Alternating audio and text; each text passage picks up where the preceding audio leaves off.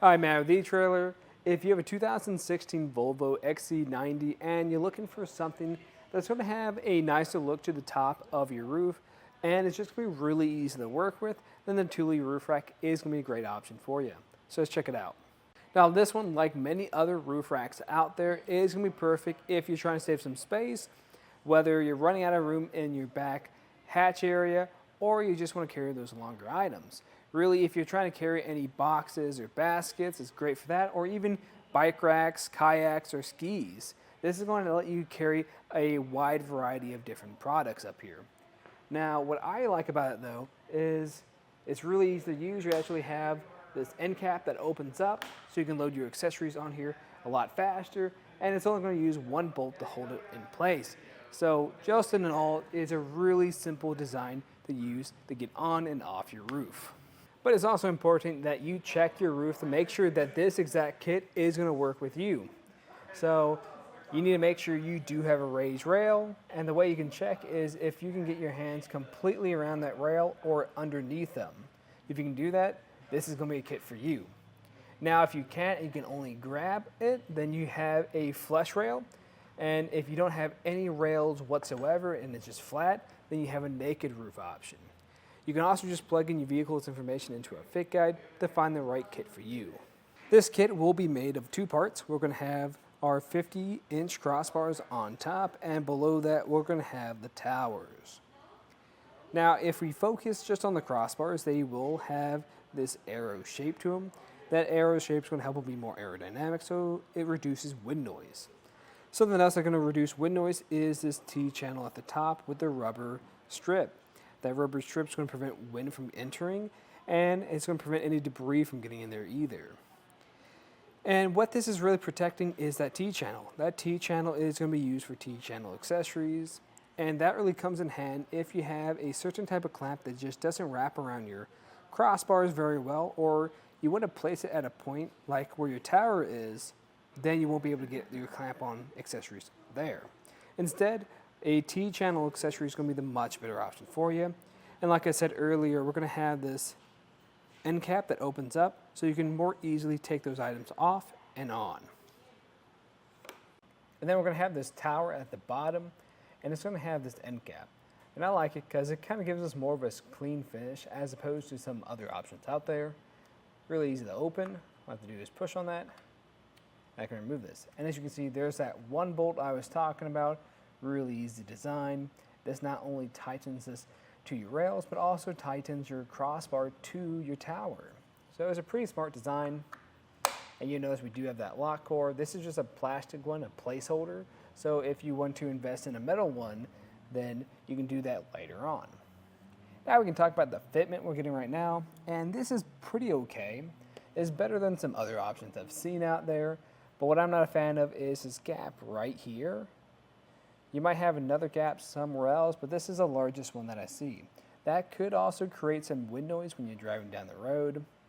Now, if this is an issue for you, then I'd recommend checking out the Rhino Rack roof rack with the stealth bars. The reason why I recommend that one is going to be because it's not going to have any overhang at all. It's going to give you more of a clean look, and it's going to be very low profile. We can get a few measurements too, just to see how this is going to live up here. So the first measurement I want to get is going to be the distance underneath, which is going to be about a little bit over 3 inches. So that's not too bad. Most clamp-on accessories will work with that. Now we do have a sunroof today, and we tested it out earlier. And when we use it, we only have just roughly about 2 inches or a little bit more than that of space. So if you have those larger, more bulky clamps, you might run into some issues there. You might just have to leave your sunroof down for the most part if that's the case. Now for the total height it adds to your vehicle, that will be, if we go for matching our rails right here, that's going to be just about 2.5 inches. So that's pretty good. That's more of a low profile option.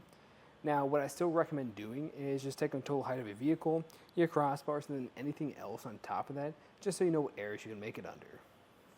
Now we can get our overhang. And this is going to be more important to see how your accessories are going to work with this. So we're going to have about 2.5 inches of overhang, which isn't very much. So if you have anything like ski carriers, that probably will work because their clamps aren't very wide. They don't take up a whole lot of space.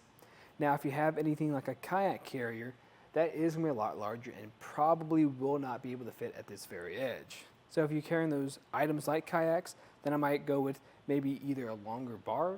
If you do get a longer bar by Thule, then you might just run into some fitment issues. So if that is the case for you, then I'd recommend checking out the Yakima Jetstream crossbars. The reason why I recommend those is because they're going to have one continuous T-channel underneath, so you can really mix and match with a variety of different sizes. As for the weight capacity, you just need to make sure that that's going to work with your roof, because your roof is most likely going to be your limiting factor. So I'd recommend finding that out in your owner's manual and then going from the lowest rated component. Now, in my opinion, I think this is a pretty solid option if you're looking just for that cleaner, easier look. Now, if you want an even more clean, flush, natural look on top of your roof that looks more OEM, then like I said earlier, the Rhino-Rack Roof Rack with the stealth bars is going to be the better option. And if you need just a little bit more overhang for those larger items like kayaks that you want just an easier loading and unloading process, then I'd recommend the Yakima crossbars. But this one I think is a great solid in between, just for that better look and just a really easy use of those T-channels. Now, if you're curious to see what the installation looks like, just stay tuned. We'll walk you through the process. To start off the installation, I like to lay everything out. So closest to me, we're going to have the 50-inch crossbar. We're going to have the towers next to that along with their end caps. And then we're going to have this torque device that has this Allen key to it. What I also recommend doing is grabbing a tape measure just so you can make sure everything's even. And you'll notice I already have my rear crossbar installed, but it's going to be the same process for either one. Now, when we look at the back of this tower, you'll notice we have the head of this bolt. And this might be worth loosening up some. The reason being, if this gap right here isn't wide enough to wrap around your crossbars, then you might just need to loosen that up a little bit. So doing that beforehand is just going to help you out a lot. And to put it on your roof, you want to make sure it's in the right orientation. So we want to make sure the front side is the thicker side and the back side is the thinner side. As we establish that, we can get it on here. And this doesn't have to be perfect when you first do this. You can adjust this fitment later on. But right now, I'm just trying to get it matched up with the rails and have it grab around there, just like that. Now we want to make sure it's even. So what we want to do is get two measurements. The first measurement is just going to be how it's sitting on one side. So there's two ways of doing this. You could either just measure from some point like this, where your door closes, where you have that seam, that's going to be the same on both sides. Or you could go from the top and use this mounted section and use that as a reference. You just double check both sides are the same amount, either push or pull on it to adjust that fit until both sides are squared off. Once they are, we can start adjusting the overhang. And the trick to that is measuring from the tower to the end of that crossbar, finding out that distance. I can already tell mine's going to be a little bit off. So I'm going to adjust that by pulling on that crossbar until it's in a good spot, and then I'm going to double check the other side until it's even. And when everything's squared off, we'll just come back over here with that Allen key and tighten this into place. Now the trick to doing this is doing one side a little bit and then going to the other side until you start to get a little bit of resistance, and it's just going to be back and forth all the way, because if you tighten one side down too much, that's going to give you an uneven fit. So just have a little bit of patience until this is all the way tightened down. You're eventually going to reach the point where you start to hear it click. Now, something I also have found that after a lot of use with this tower, it's wanting to almost strip through here. So you might want to invest in a different Allen key, because this one, since it has that rounded edge, so you can tighten this down from angles, is eventually going to give out on you. But this will start to click once it's all the way tightened down. And once it reaches that point, you can come over here and put this on. Just by pushing on it, it'll click into place.